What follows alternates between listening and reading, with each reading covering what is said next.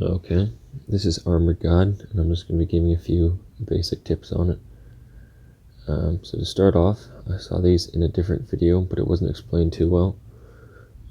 So you can see for the level rank, I'm number 2 right here at 158. This server is a few days old. So for these 4 things, there's actually a certain order you need to do it in, or you should do it for the most EXP. So first what you want to do is the EXP quests. Unfortunately I already did it today, but they're going to pop up here right after the server resets. So unless you plan on staying up until 11 p.m. or midnight, it'll probably be in the morning. It'll pop up right here, and that's what you want to get done first, your EXP quests. And then just as a side note, anytime this main quest pops up, you want to do it immediately before any other EXP daily event, because these two, well, I'll say this, the EXP quest doesn't give very much EXP, and so you basically just want to get it, and hopefully you level up, and that way your EXP dungeon or a wanted boss will have a high level EXP for the day. So after that, you're going to want to do EXP jail. Alright. And yeah, if you have the King VIP, it's going to be 45 minutes. You want to attack the highest one possible, and you just got to grind it out. Do that before these two, okay? And then third, you're going to want to do your EXP dungeon, and for all of these, just you want to buy as many chances as your VIP will allow you to. And so because you already did these two first, hopefully your EXP dungeon is going to give you a higher amount. See that dungeon level 158? Hopefully it's going to give you a higher amount of EXP than it would have. And then after you buy all your chances for your EXP dungeon and your raids, you're going to want to do your wanted solo boss. And that's going to give you a decent amount. And hopefully by this time, your main quest is going to... you're going to be able to do new main quests, and that's going to give you actually pretty decent rewards. It seems to vary a little bit, but you can make some big jumps with the main quest. So it's going to be about your EXP and gaining the most. Obviously this guy's ahead of me, but you know, he's also spent a little bit more. I'm not really sure how, but it seems he's just one step ahead of me on EXP as well. So I'm not exactly sure how that is, if he got some reward. But actually, never mind, I know what he did. So obviously you can see I'm well ahead of practically everyone. And the only reason this guy is ahead of me is because of, let's look here, it's the, right here. He's VIP 11, so what I suspect is, oh no, I guess it's VIP 12. Oh no, he is VIP 12. Yeah, he got this right here. He's VIP 12 now. So I imagine he got these things because he was below me. So you know, there's only so much you can do. Money's gonna win these games, but that should give you some nice tips for that. And I don't know how long I've been recording for. 3:42. I don't want to make too long of a video. So that's gonna be all about your EXP, and that's gonna be the surefire way to be near the top, if not the top. Okay, and then so for another thing I'm going to talk about is gear. The gear forging system's pretty much the same as every other game. You're going to have your orange, gold, red, prismatic, and then there is something after prismatic, although I don't think I have the ability to unlock it. And the only reason I know this is because somewhere it gives you the chance somewhere. There's it's like a prismatic stone, but it's something higher, and I don't know exactly what it's from, but I'm pretty sure I remember seeing it. Oh, this is kind of lagging for me, but anyway, I believe that there's a tier above that, although I obviously haven't unlocked it. But the biggest thing to know about gear is, so see this T7 prismatic thunder pendant.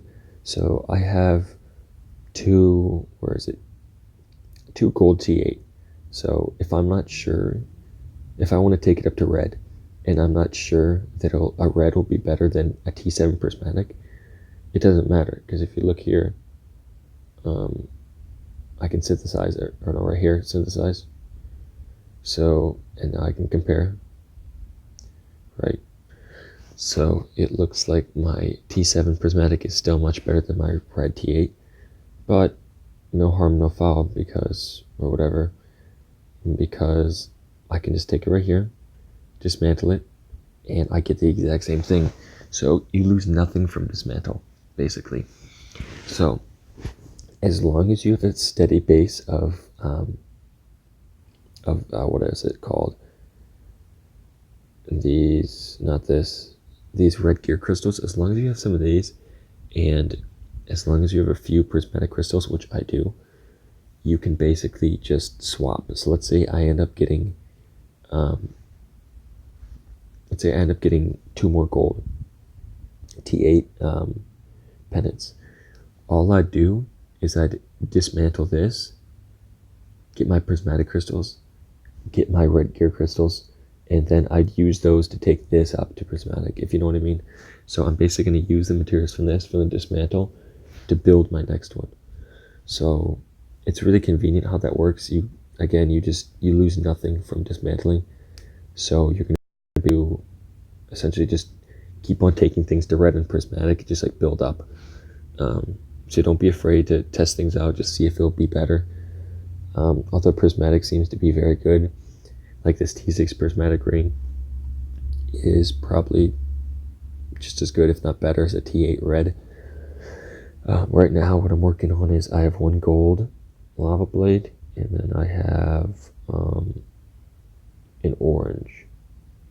So if I get 2 more orange or 1 more gold, I'm going to see if a red T9 is better than a prismatic T7. And also, as a side note, I'm sure you already know, the guild warehouse, even if you're like, I'm one of the, or I guess I'd probably have the 2nd best gear in the guild. Most power, but this guy has higher power gear than me.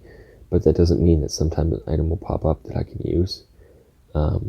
Just because a prismatic of that tier would be better than what I have, if that makes sense. So, and so also considering this, to get this is very important because it unlocks rooms. The T6, the T8 I just got like 5 minutes ago.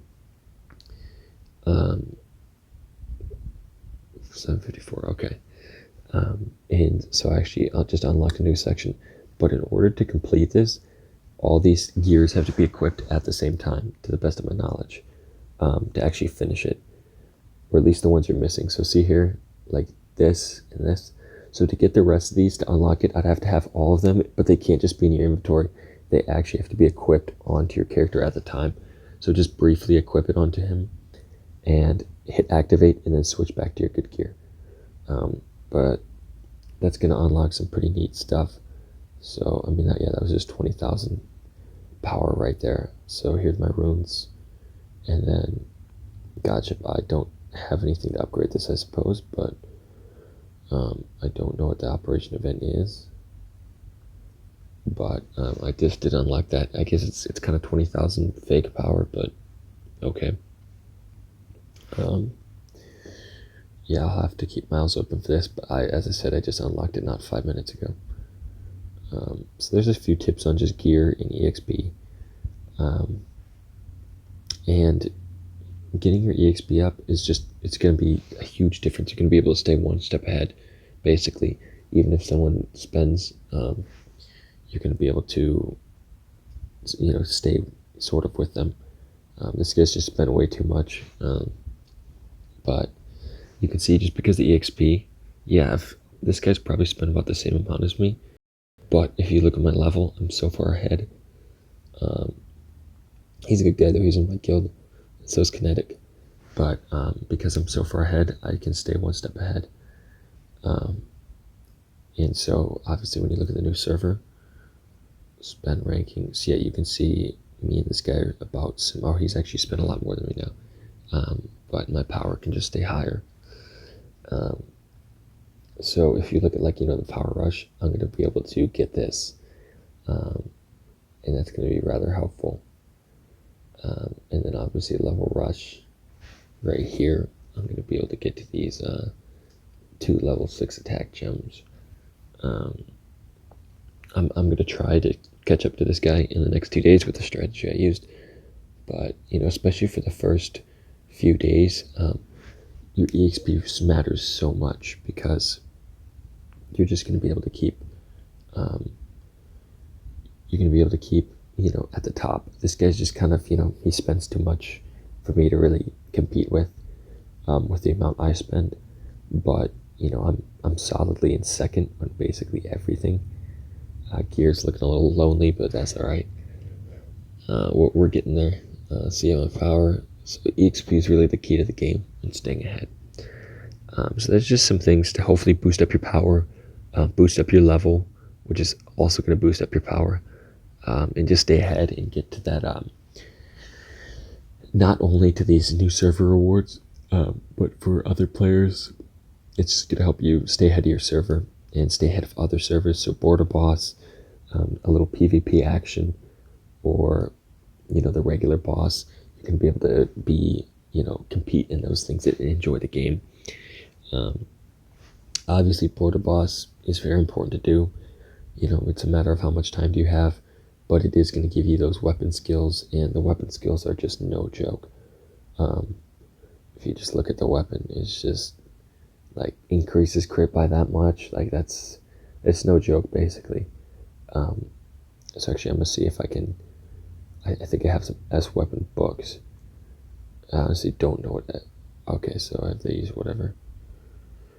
I'll upgrade that later off the video, but I guess I used them already. So I'm gonna wait till the next border boss, which should be in 14 or whatever minutes, and I will upgrade that. But yeah, I just want to talk about mostly the gear and the EXP. So thank you for watching. If a few people watch this and I see it's getting some views, then I'll probably make a few more videos. Maybe if just me doing border boss, or I can see if I can see some other tips that I use to progress in this game. I'm new to it, so I'm still learning as much as I can from other people and videos and all that, but there's just not a lot of content out for this, so I wanted to make this video. So take care, and hopefully I'll see you later. Bye.